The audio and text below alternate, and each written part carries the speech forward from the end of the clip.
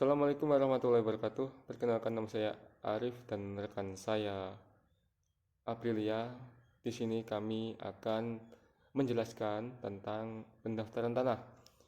Pendaftaran tanah sendiri terdiri dari 5 subbab. Nah, yang pertama yaitu pendaftaran tanah, yang kedua dasar hukum pendaftaran tanah, yang ketiga asas dan tujuan dari pendaftaran tanah, yang keempat sistem publikasi dalam pendaftaran tanah, dan yang kelima, pokok-pokok penyelenggaraan pendaftaran tanah. Nah, yang pertama itu pengertian pendaftaran tanah. Pengertian pendaftaran tanah menurut ketentuan pasal 1 ayat 1 PP nomor 24 tahun 1997 adalah rangkaian kegiatan yang dilakukan oleh pemerintah secara terus-menerus, berkesinambungan dan teratur, meliputi pengumpulan, pengolahan, pembukuan, dan penyajian serta pemeliharaan data fisik dan data yuridis dalam bentuk peta dan daftar mengenai bidang-bidang tanah dan satuan-satuan rumah susun, termasuk pemberian surat tanda bukti hak bagi bidang-bidang tanah yang sudah ada haknya dan hak milik atas satuan rumah susun serta hak-hak tertentu yang membebaninya. Demikian pula dapat kita ketahui bahwa salah satu rangkaian kegiatan pendaftaran tanah adalah pemeliharaan data fisik dan data yuridis yang juga dilakukan dalam bentuk peta dan daftar yang memuat data fisik dan data yuridis dari bidang-bidang tanah dan satuan rumah susun. Apa itu data fisik dan data yuridis? Data fisik sebagaimana yang dimaksud dalam ketentuan pasal 1 ayat 6 PP nomor 24 tahun 1997 adalah keterangan mengenai letak, batas, dan luas bidang-bidang tanah dan satuan rumah susun yang didaftar, termasuk keterangan mengenai adanya bangunan atau bangunan lain di atasnya.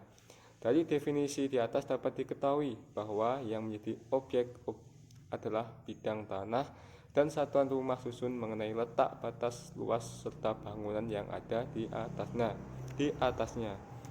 Yang kedua, apa itu data yuridis? Data yuridis sebagaimana yang dimaksud dalam ketentuan pasal 1 ayat 7 PP nomor 24 tahun 1997 adalah keterangan mengenai status hukum bidang tanah dan satuan rumah susun yang didaftar, pemegang haknya dan hak pihak lain serta beban lain yang membebaninya.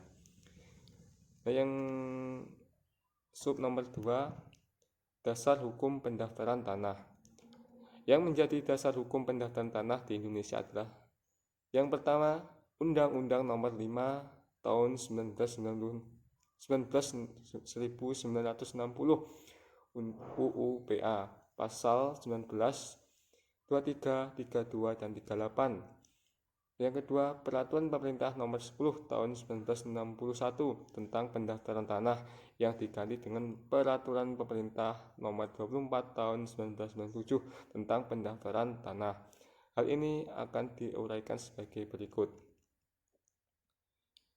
Yang pertama, pendaftaran tanah menurut ketentuan UU PA. Pasal 19 ayat 1 menentukan bahwa untuk menjamin kepastian hukum oleh pemerintah diadakan pendaftaran tanah di seluruh wilayah Republik Indonesia menurut ketentuan-ketentuan yang diatur dalam peraturan pemerintah.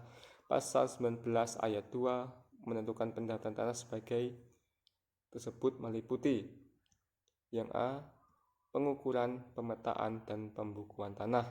Yang B, pendaftaran hak-hak atas tanah dan peralihan hak-hak tersebut.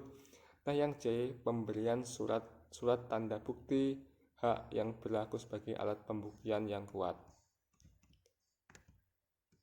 Nah, yang kedua, pendaftaran tanah menurut Peraturan Pemerintah Nomor 24 Tahun 1997. Peraturan Pemerintah Nomor 24 Tahun 1997 merupakan peraturan pelaksanaan dari Pasal 19 UU PA tentang pendaftaran tanah sebagai pengganti Peraturan Pemerintah Nomor 10 Tahun 1961 tentang pendaftaran tanah.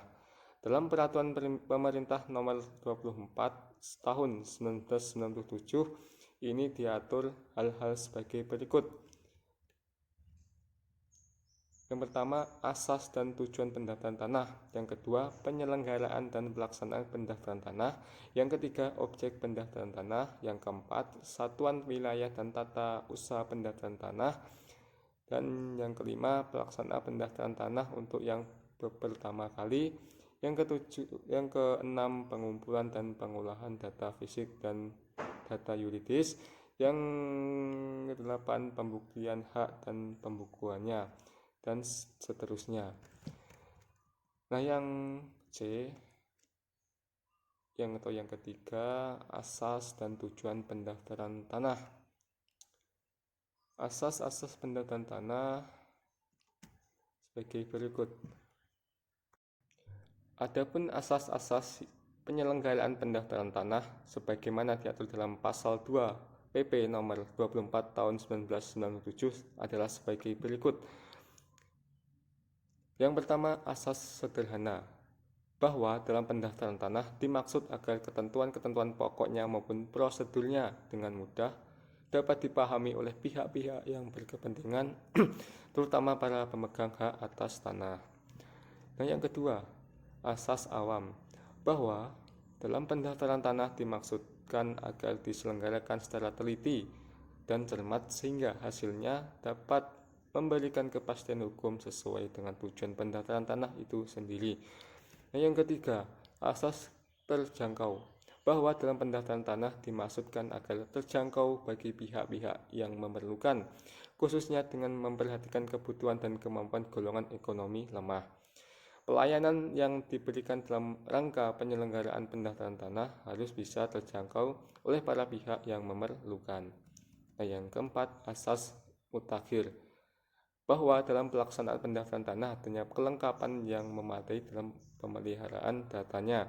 Data yang tersedia harus menunjukkan keadaan yang mutakhir. Untuk itu, perlu diketahui bahwa mendaftar dan mencatat perubahan-perubahan yang terjadi di kemudian hari.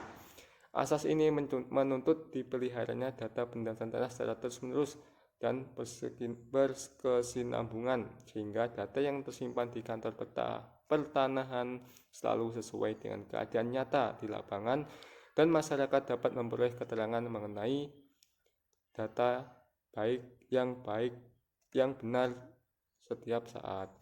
Nah, yang asas terbuka, bahwa dalam pendaftaran tanah hendaknya selalu bersifat terbuka bagi semua pihak, sehingga bagi yang membutuhkan informasi tentang suatu tanah akan mudah untuk memperoleh keterangan yang diperlukan.